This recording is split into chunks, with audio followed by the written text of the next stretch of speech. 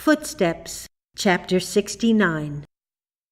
The Bible indicates that the Master was the way-shower. Mrs. Eddy's mission was to show and prove that Jesus' way was not only practical and scientific, but the only way.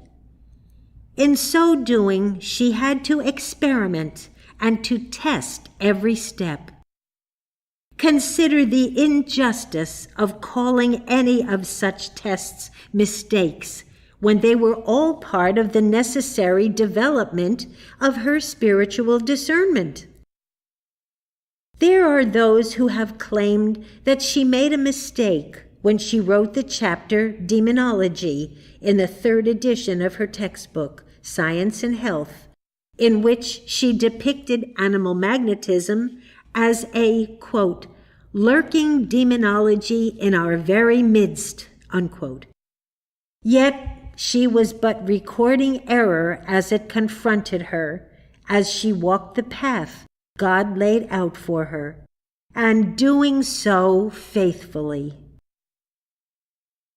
We learned from Mrs. Eddy's history that the claim of animal magnetism first appeared to her as a blinding flash, as a power wielded by the enemy that, no matter how modest or set apart one might be, always stood ready to swallow the offspring of the woman, the spiritual development of her thought.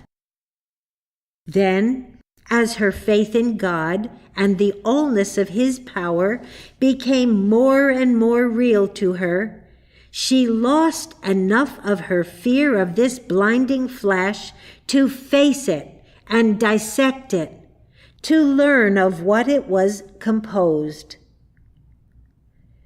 Hearing a mighty roar of evil, she began to trace it back to its origin, and instead of finding a mighty lion, she discovered a diminutive mouse squeaking through a megaphone. Thus, she commenced to learn something of the illusion called animal magnetism. In her later experiences, she never lost sight of the claim that is never recognized by the easygoing, placid human thought. When she analyzed the claim, however, by picking it to pieces, she discovered it to be an illusion, nothing claiming to be something, a bluff that is all front and no back.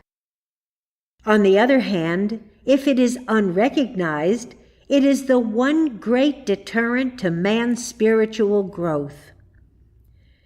First, the student must deal with malpractice and overcome any fear of it through analyzing it.